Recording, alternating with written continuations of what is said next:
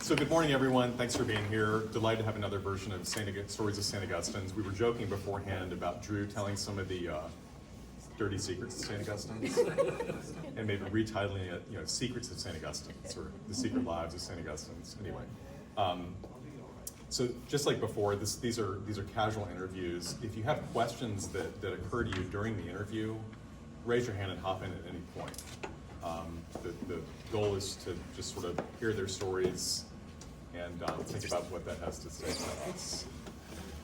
So, thanks for being here this morning, Drew and Faye. So, I'll start with you. So, when did you first come to St. Augustine's? And I didn't know you grew up here, but when did you first come to St. Augustine's? Last June, it was 50 years. So, my husband and I grew up in the Mid-Atlantic. He finished school.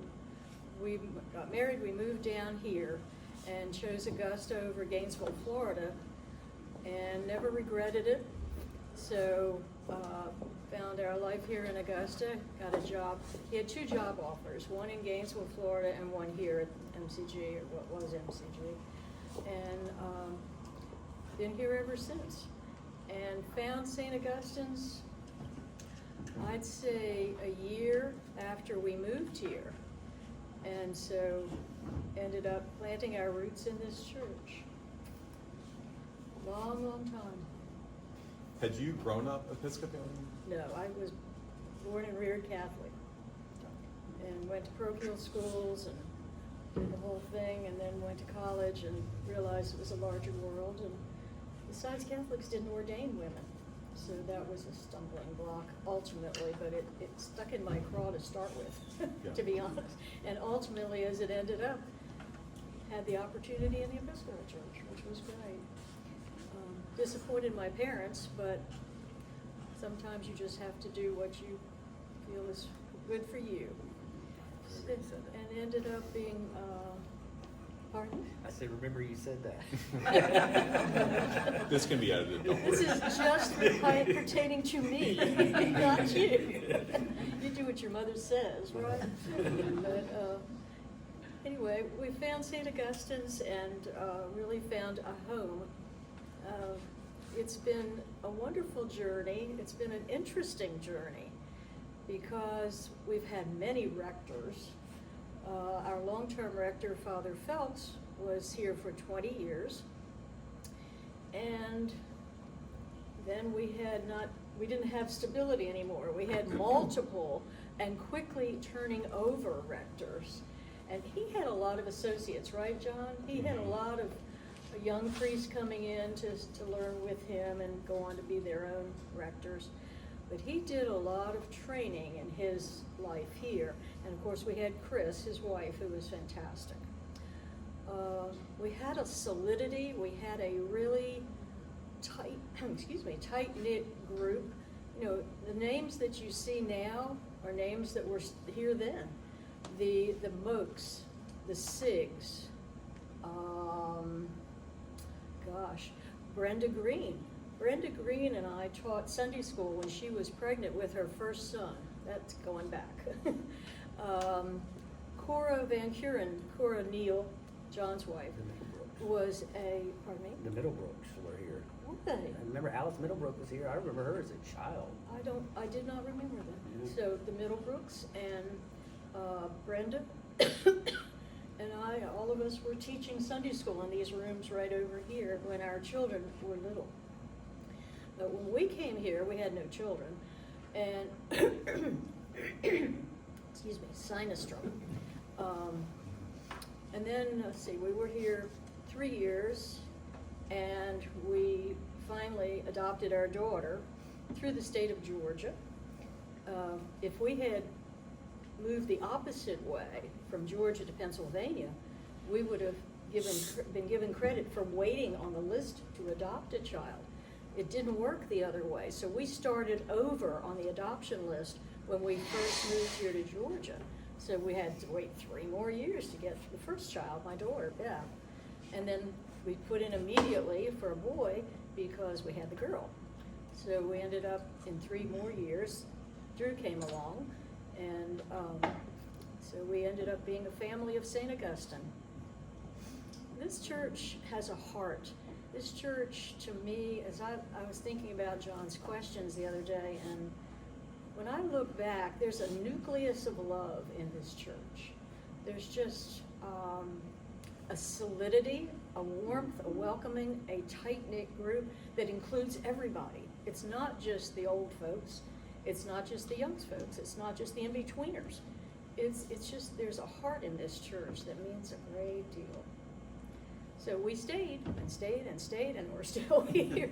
And now we got another generation going. So that's where I am. Yeah, that's great. Thank you. So when that's true, what were your earliest memories growing up here? All right, so Mom and I talked about this the other day, and I was baptized here, I think at 3 months old, so, but I don't remember that stuff, I don't remember the first early years. I can honestly 3 say, months, especially. yeah, she's like, that should be one of your first memories. It's not. Ashley and I were talking the other night, I can remember being 7, 8, and I was trying to remember who did it, but every Sunday there used to be a box of donuts sitting over there by the coffee maker. And one of my earliest memories is taking that box and going hiding in a closet and eating that entire box of donuts. Little pig. But it was, I don't know. Never had It's, sweets at home. That's why. I genuinely can say that one of my biggest memories is the fact that I didn't appreciate it then, but now I do, is the community that was here. I remember Mr. Moat and Miss Moat, and I remember Mardi Gras. I remember First Friday. That's one of the memories that sticks with me. Those wooden tables used to be here, and there wasn't that portico out here. And they would be here, and I can remember that table being slapped full of oysters. And as fast as they could cook them on the grill, they were literally throwing them up on that table. And there was 100, 200 people here for Mardi Gras. It was just ridiculous. And I may be over-exaggerating that. I was a kid, but I remember it literally, this place was packed out with people for Mardi Gras, for these events. And it was just, and then Sunday school, every classroom was packed full of people. I was too young before, there was a pastor here, assistant pastor, Benno Pattison, and his wife. They ran a huge youth program. I was a little young before he left. My sister was in it. I remember my sister coming to lock-ins here. I remember just the youth and the community and the family. It was just so many people were involved in this church back then. It was just, Ashley and my mom were going through pictures not too long ago, and Ashley was like, man, there were so many people at these events and at this church. I don't know. Mom was telling me about me singing in the choir. I don't remember it, and I had a solo. Just little things. I don't know. You were 8 years old. So, Was this in the 1990s or so? He's 46. 46, okay. yeah. So, Yeah, the 90s. He was born in 79. so 80s and 90s. 80s and 90s, Okay. yeah. Okay. Yeah, it was just- My kids were both baptized, confirmed, and married here. So we have a family tradition in this parish of getting the sacraments done. But he has come back. Yeah, I left. Which, both of my children went off and did their thing. But he seems to have found a niche in the cooking thing. That's been the attractive item to bring him back. And he and Ashley both enjoy it very much. So it's a service they need to give back. And we enjoy it. Yeah. So I guess when you first came here, St. Augustine's was about 15 years old or so? It was founded in 60. Okay. 1960. Yeah. So, something, right? Yeah, John? so it's about 15 years old. Was it in a period of significant growth, I guess? So that what you remember from a little bit later on was, hundreds of people at different events. Was it? Yes. Yeah. Yes, we had a very active parish. Lots of events, lots of interest, and a lot of young families. And all the people I mentioned had kids, and they were growing up, and they grew up in this parish. And it was a very active, very interesting, fun, as well as spiritual environment. the kitchen was added on. There have been multiple physical changes as well.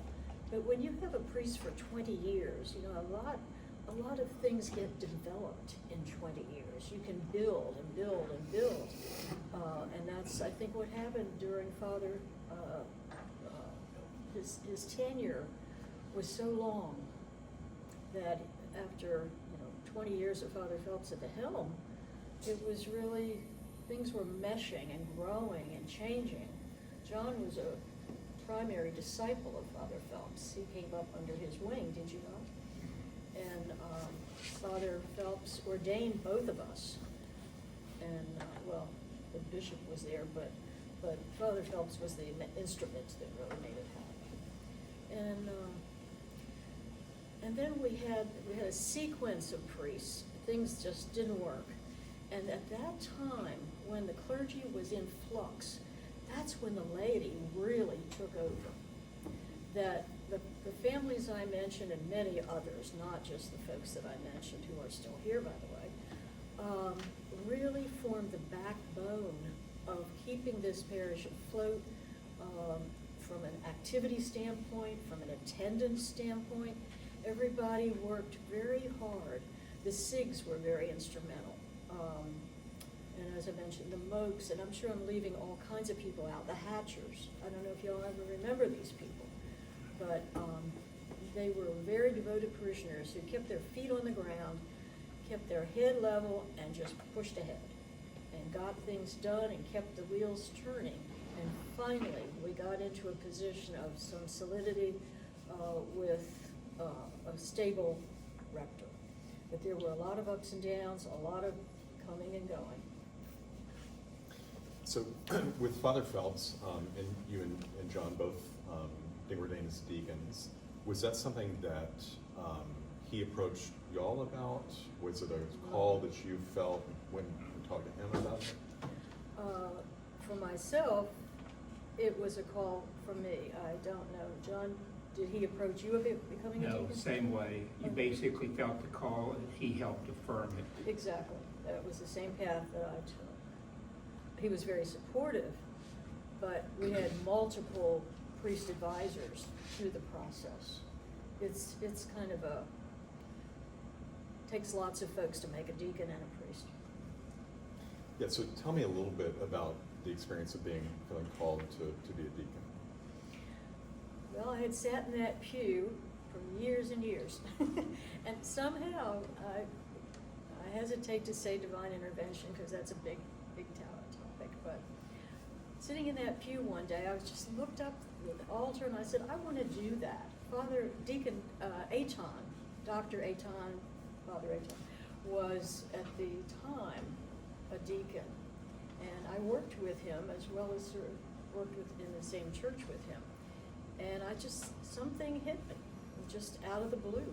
I want to do that. I still remember those words. And so started the wheels turning and got into a program and went on ahead. John was ordained a little ahead of me, and but we both served together for many years. So I want to ask and if anyone has questions, feel free to hop in. This is very casual. Yeah. Not to put you on the spot, Drew, but I was just wondering about, you said you had a departure and then a return. Can you talk a little bit about that? Yeah, I just kind of, I don't know, I got to be about 13 years old, started getting in trouble in school. It was, I don't want to say, they diagnosed me ADHD, but I just was bad. I was getting into trouble. I was doing things I shouldn't be doing. At Episcopal Day School. I know, at that point I wasn't at EDS. But, ended up getting in some trouble. Mom ended up putting me in a couple of different boarding schools. I was in Atlanta, I was in Florida. Just kind of, I tell Ashley this all the time, and it's not meant to be funny, but I was chasing fast cars, fast women, fast money. And I don't know, it just never fulfilled me. I was always doing everything just to always keep pace with everybody else. And now, I don't know, Ashley and I, when we met, I was still doing that. I was still doing everything, kind of just day by day. And then when we met, we were together 5 years, and I told her I just really wanted to get back into church, and I had tried churches a couple of times with my daughter's mother. We went to Trinity on the Hill. Never felt accepted, never felt really loved. It was kind of, oh, you don't have millions of dollars, you can't help us. We're not interested in having a relationship with you. I've even tried playing softball for them, and I'm tattooed, and I never felt accepted at all. And then Mom was telling us about dinner church one night at St. Augustine's, and we were like, well, let's go, let's try it, So we came up here and we met Father Thomas and never looked back. I don't know, it just felt right, felt fun, it felt like where you needed to be at the time, and we just enjoy it. I enjoy giving, enjoy helping with the Billsby, everything. It's just fulfilling, and like Terry tells me all the time, and people tell me thank you for what we do, and thank y'all for letting us do it, honestly, because it helps us. It makes us feel whole. So, I don't know, just where I am. That's great, thanks. Yeah. I've got more questions, but do we have other questions right now? So, what do you feel like you connect with most in either the worship service or just kind of like the life of the church? For me, But either or both. outreach. As a retired person, I have more time and more energy than I did when I was working, and I think I've gotten more involved in the activities of this church and enjoying more. I started a book club. I'm amazed at the outpouring of interest in the book club. It's great. 25 people signed up, just out of the blue, and it's going well. DOK, some of my dearest friends here are in DOK, and the Daughters of the King is going well. Lots of things. I'm on the vestry. I enjoy that because it's a kind of an insight into how the church works. That's interesting. I'm looking forward to the annual meeting, which is the last weekend of February, and to see where we're going with this church and what's happening. Vestry retreat. Vestry retreat. I beg your pardon. Yes. Vestry retreat, and there's a lot to do, a lot going on. A lot of people are really putting forth a lot of effort, and I think that's great. I think the service, the worship side of this church is a given. It's always been wonderful. We have fabulous music. We have a beautiful church. We have wonderful priests who do a great job with the service. So anybody who misses out on the worship side is not paying attention. There's plenty to do here, plenty of ways to get involved. So that's so much we can do, and so many things we are on the horizon. From a national standpoint, we have to grow this church. All the parishes have to grow. We're not keeping pace, not just Episcopalians, but the whole Christian church service idea, church attendance idea needs to be worked on. Someone told me the other day that our population here in America is only growing at a rate of 1.7. So we are not even replacing the parents. You have to have 2 births to replace 2 parents. Well, we're below 2 births. We're at 1.7 kids growth rate. So thank you, Hannah, for having a baby boy.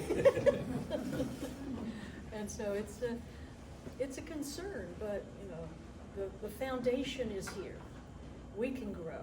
We just have to put our minds to it and just figure out how in the world we're going to attract the children. We didn't have the Sinha kids, we wouldn't have any kids. Those 3 are delightful, and we're so grateful to have them. But how we get more kids in here, we have to put our heads together, and that doesn't mean neglect adults. That means just open the doors wider and bring in the young parents with kids. Get our Sunday school and our nurseries filled up. So maybe some younger folks come in with some new ideas. I think you answered it, but do you want to Any other comments on that? I just, I don't know, I enjoy the missions and the service and just helping people out. It's fun. It's fun. You know, it's fills your heart. It really does.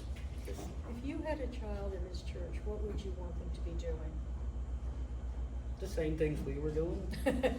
You know, I mean, it's like, I know back in the day, so there was probably about 8 or 9 kids that were around the same age group as me. It was like Catherine Wilkerson and Laura Moak and all of us. And man, when I tell y'all, we used to run this church rampant. We would be all over the place, everywhere in this place. It was just, I don't know, it was just, like I said, now, we were here every day. When I tell you back then, there was something going on every day. Whether we were here for youth, for something that was happening in the church, an activity, going down to Honey Creek, you know, there was always something. And I don't know, it's just, like I wish my daughter was more involved. She's 16, but in Canuga. She's 16, but at the same time, at 16 years old, I wasn't interested either. I'm gonna be honest. I mean, I think at 16, our minds we're trying to figure out who we are then. But at the same time, I mean, luckily some kids do figure it out sooner than others. But you know, I don't know. I'd like to see the church grow, honestly. And like Mom said, we need more young families with kids, and because they're going to be the future. And I think that's Ashley and I's goal we've been trying to draw some of our friends in. That, you know, we're looking for a place, you know, so that they have kids, which, you know, I'm at a point I'm not having anymore. I mean, I'm 46 years old. I'm not trying to start over. I got a 16-year-old, so I'm done. But, you know, it'd be great to see more. So, thinking about St. Augustine, since it's your first time coming here, that's 50 years of church life. Where do you think we are now in the kind of trajectory of just the life of the church? I think we're hitting on a lot of cylinders. Some maybe not so much as others, but the church in general in the U.S. is experiencing exactly what we're experiencing. I don't think our lack of children is anything new or unusual. Lots of churches have that issue. However, some of them have some kind of insight into this because we went to Abilene Baptist at Christmas for the Seeing Christmas tree. Now granted, that's a very big church, and Baptist church is more entrenched in the South than the Episcopal Church, I suppose. And anyway, they had tons of kids. Now what's going on there? I'm trying to figure out what is their secret. You know, where are they getting these families and these young couples with kids? And I mean a lot of kids. This is not some, 5 kids in a Sunday school. It's 100 kids. That's how this place used to be. Pardon me. It's how this place used to be. And that's a reflection of what we were.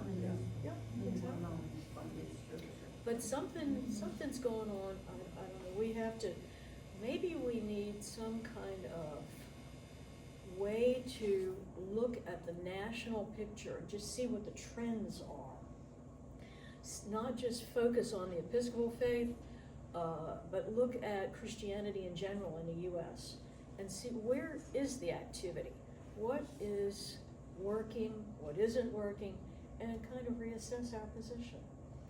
And it's an important question because without growth, we're going to fold, just like many, many other churches. This is not any secret. So if we can find some way to get more families in here with kids, it would be wonderful. Even the children who grew up here did not come back here. But life changes. U.S. changes. It's hard to know what is appealing. We're doing the very best we can, I'm sure. But if we don't work with the next generation or the next generation after that, Samantha Sinha is the next generation. Her 3 kids are the next generation. So we're looking 2 generations ahead here. And if we don't get that going, I'm not sure who's gonna run this church, who's gonna replace all the old guard, so to speak. And it's not easy for any denomination or any parish, I'm sure. It's a question that's universal throughout the US. So, I don't mean to be a naysayer, but it's something we have to attend to. It's something we have to give thought and some kind of energy to. And John is our senior warden, and he's gonna fix it. As a childless man, not a whole lot of help there. Just I can make my students come. How about that? There you go. Yeah. We'll Easy take enough. them. We'll take them Easy any enough. day of the week. Easy enough. Extra credit. Yeah, exactly. That's Yeah. great. No pressure on them. Yeah. You don't get a good grade if you don't attend church Yeah, at St. It's a Augustine's. requirement. I've got 2 final questions. So one, I want to ask, and you can be as personal as you want on this, but a struggle in your personal life where St. Augustine's or just your own Christian faith was really meaningful to you or important to you. Well, I was divorced, and that was very difficult and very painful because I had 2 kids to rear. So the church really supported me and gave me a lot of backing and a lot of support in the sense that they were there if I needed them. And I was not alone by any means. After 20 years of marriage, you get a divorce and you have 2 kids who are like 8 and 11. And you've got a long way to go. So that's a time when the church really helped me immensely. And then they helped me when he was growing up. My daughter was an angel. We've got a real difference here. She was better at hiding it, let's say that. I was going to correct myself. She was more devious than her brother, but it's rearing children alone is not easy, no matter what. And so the church played a large part in that for me. Well, mine was when we opened a COVID and recovery company, went through COVID, pretty much got to the end of COVID and couldn't afford it anymore, and lost our company, lost pretty much all of our income. Went from having a bank account full of money to nothing, which I know money's not everything, but financial stability is big. I mean, it is something that matters, and we're struggling really, really bad. And coming to, like I said, the dinner church, coming to meeting Thomas, meeting Terry, being around them, the support that not even financially, just the support of having someone to talk to has been huge. It's been huge in our lives. We, like I said, we got married here in September.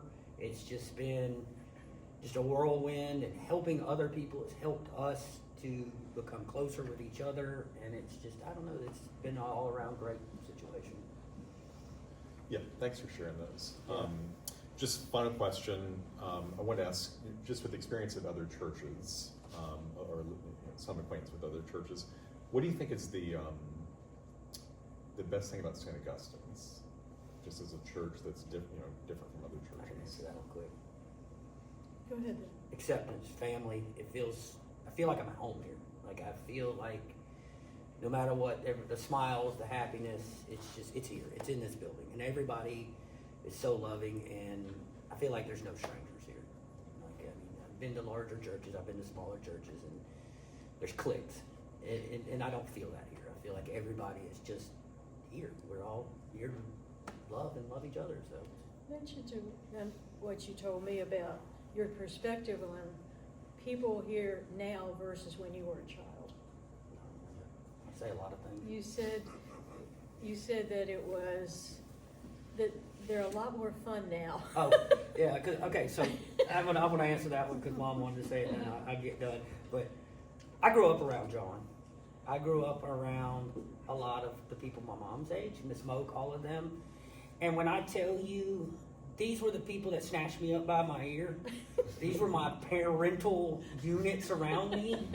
So Substitute coming mother. back as an adult and going to convention with John, going when we went to dinner, and you were there. I've never seen that side of John. Like, that's a totally different Well, we were- difference to me, and it's wow. It's like, wow, these people are actually pretty cool. Actually pretty cool. These people, Even these your people mother. were, these people were on me She's gonna like, keep me. Yeah, yeah. yeah. So mom thought that was funny that I'd come back as an adult. And now I see a whole different side of everybody, and I see why they were so hard on me, and why they were trying to keep me from burning down the church. It's still standing. Thank you, Jesus. I think this church has a heart. It has a literal beating heart in this church, and it's the people who are here. It's amazing to me that they can give so much, ask so little, and be so effective. So I appreciate what all my fellow parishioners do, because it makes a big difference. That's why we're here. We welcome, I do Invite, Welcome, Connect. I forgot that one too. And Invite, Welcome, Connect is the thing that says you better find out who's new in that narthex and greet them and make sure they're comfortable and all that stuff.